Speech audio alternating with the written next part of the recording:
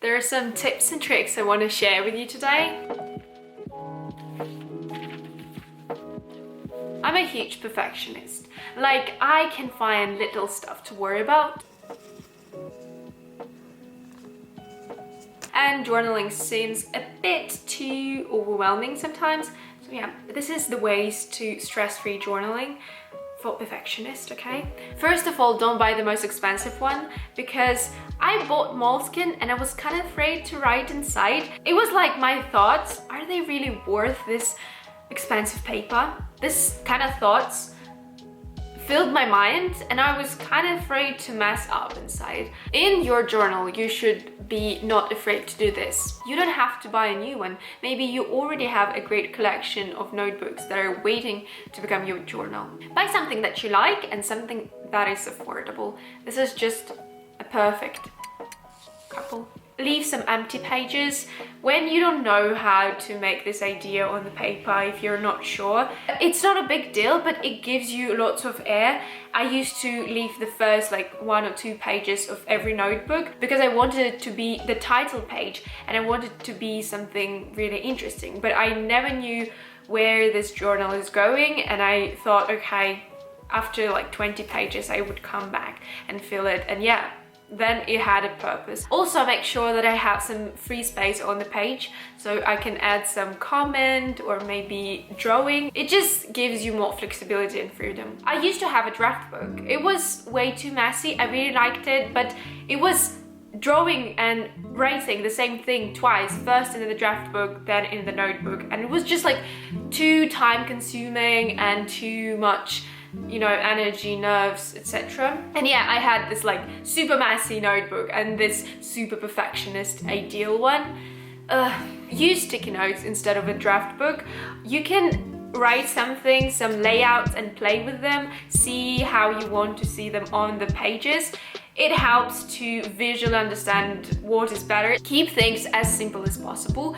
Keep things that work for you perfectly.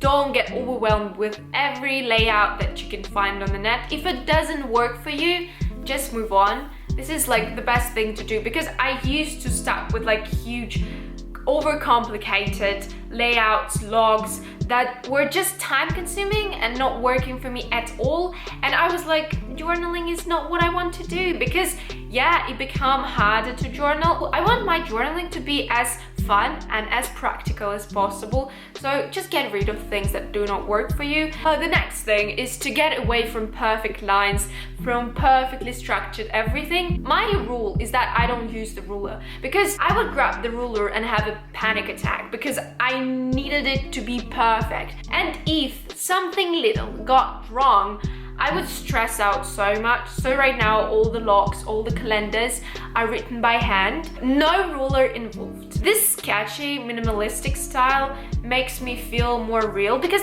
this is life. Life is messy and this is cool. These calendars written by hand have exactly the same value and purpose as the one I was planning and I was writing for like 20-30 minutes. Something that freaks me out. Straight lines do that all the time. Stop worrying about anything.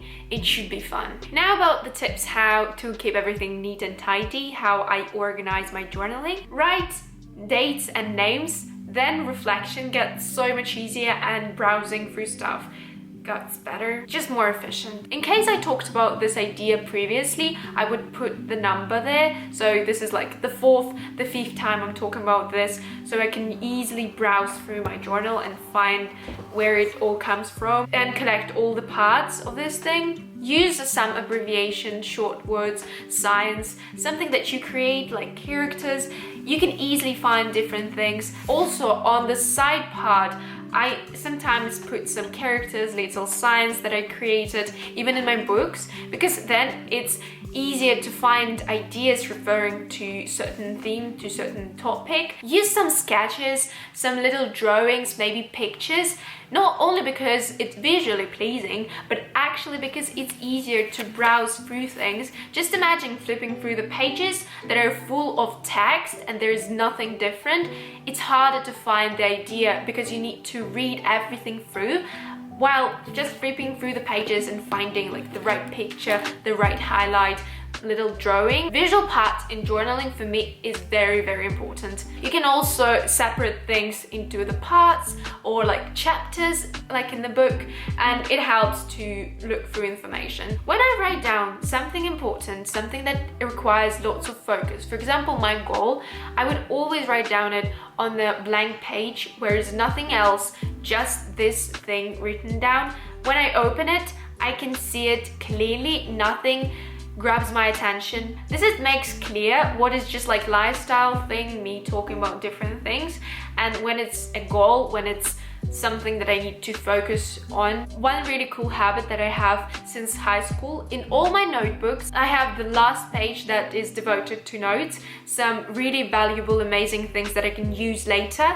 So if I was like reading and I ran across something very interesting, I would flip to the last page and write it down there. And the cool part is that I threw away all the notebooks from high school, but I've got the last pages and they're just amazing. They're just filled with golden nuggets there. They have more value than actually the whole notebook itself. It just helps to keep things more structured and organized. Cool, isn't it?